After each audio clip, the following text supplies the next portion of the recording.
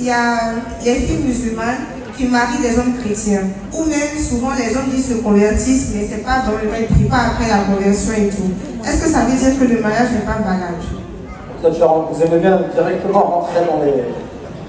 Donc je répète la question que je comprenne bien. Tu me dis qu'il y a certaines musulmanes qui se marient avec des chrétiens, qui se sont convertis, mais ce n'est pas une vraie conversion, c'est ça? Ou souvent l'homme reste chrétien. Est-ce que ça veut dire que le reste mariage chrétien. n'est pas valable?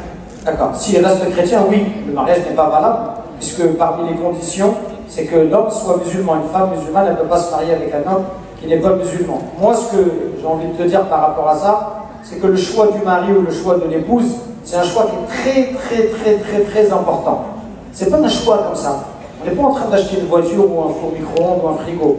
Le mari ou l'épouse, c'est quelqu'un qui va soit nous rapprocher d'Allah subhanahu wa ta'ala, soit qui va nous éloigner d'Allah subhanahu wa ta'ala. Donc on ne peut pas choisir quelqu'un comme ça, encore une fois, comme vous l'a dit Mehdi, et en parlant avec certains jeunes ici, le seul critère c'est je l'aime, elle est belle. Ça, c'est pas de l'amour. Arrêtez les jeunes, parce que tu as vu une fille dans la rue, ça y est, tu as un frisson qui te traverse tout le corps, tu crois que c'est de l'amour. Ça, c'est pas de l'amour. Ça, c'est de l'attirance. L'amour se construit avec le temps. L'amour se construit avec la vie passée en commun. L'amour se construit quand on surmonte ensemble des épreuves. Ça, c'est l'amour. Au bout de 20 ans, 30 ans, tu me parles d'amour. Mais c'est pas que tu as vu une fille, ça y est, tu trembles un peu et tu crois que tu l'aimes. Parce que ça va, tu vas être amoureuse de plein de filles. Donc, il faut mettre dans le choix de l'épouse, bien sûr qu'il faut de l'attirance, bien sûr qu'il faut des émotions. Il faut que quand tu vois ta femme ou quand tu vois ton mari, que tu éprouves une attirance pour cette personne, et il faut aussi mettre de la raison, il faut mettre de la rationalité. Est-ce que c'est quelqu'un qui est un bon musulman? S'il n'est pas bien avec Allah, est-ce qu'il va être bien avec moi? Quelqu'un qui ne respecte pas ses devoirs vis-à-vis d'Allah, est-ce qu'il va respecter ses devoirs vis-à-vis de moi, épouse?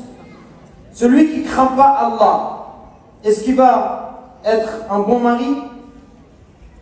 Est-ce que nous, en tant que musulmans, on conçoit que quelqu'un qui est négligent vis-à-vis d'Allah, il va respecter ses devoirs d'époux, ses devoirs de père de famille? Non. Donc ce choix-là, les jeunes, il faut arrêter comme ça, juste de voir l'attirance et de baser tout le mariage sur l'attirance. Sinon, vous courez, vous êtes face à de grands dangers, et c'est ce qui se passe dans beaucoup de membres de notre communauté. Il y a énormément de divorces, je ne sais pas si c'est le cas en Côte d'Ivoire, en tout cas chez nous en France, il y a beaucoup de divorces chez les jeunes, parce que les jeunes ne savent pas se marier, ne comprennent pas c'est quoi le mariage. Parce que depuis qu'ils sont petits, ils voient des séries américaines à la télé, et ils pensent que le mariage c'est comme choisir une girlfriend, une petite amie, et ils font fausse route. On doit avoir des critères, notamment la religiosité. Est-ce que c'est une personne de bonne famille? Est-ce que c'est une personne qui est polie? Est-ce que c'est une personne qui est vulgaire? Est-ce que c'est une personne qui se comporte bien avec ses parents? Comment ma future épouse, elle parle à son papa? Si elle parle mal à son père, elle va me parler bien à moi? C'est toutes ces choses-là que vous devez regarder. Donc il faut de la rationalité, des critères, des valeurs, et en même temps, des émotions et de l'attirance. Et c'est un savant dosage entre les deux qui nous permettent de faire le bon choix. En tout cas, pour revenir à ta question, ma soeur, non, une musulmane, elle doit se marier avec un musulman. Et si quelqu'un se convertit, il faut que ce soit une vraie conversion. On a le même problème en France. Des gens qui viennent me voir et qui disent je veux me convertir.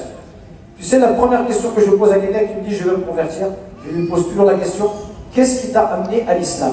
Pourquoi tu veux te convertir? Et parfois j'ai des gens qui me disent je veux me convertir juste pour me marier. Je dis ça, c'est pas une raison pour se convertir. On se convertit pas, on se convertit pour Allah. On se convertit pas pour une femme ou un homme ou pour un travail. On se convertit pour Allah. Si c'est pas pour Allah, ça n'a aucune valeur. Donc, ça il faut faire attention à cela. Il faut se marier avec quelqu'un qui croit en Allah subhanahu wa ta'ala. Et si vous-même, vous craignez Allah, vous n'accepterez pas quelqu'un qui ne craint pas Allah subhanahu wa ta'ala. Wallahu ta'ala a'la wa a'lam. Une dernière question, Inch'Allah.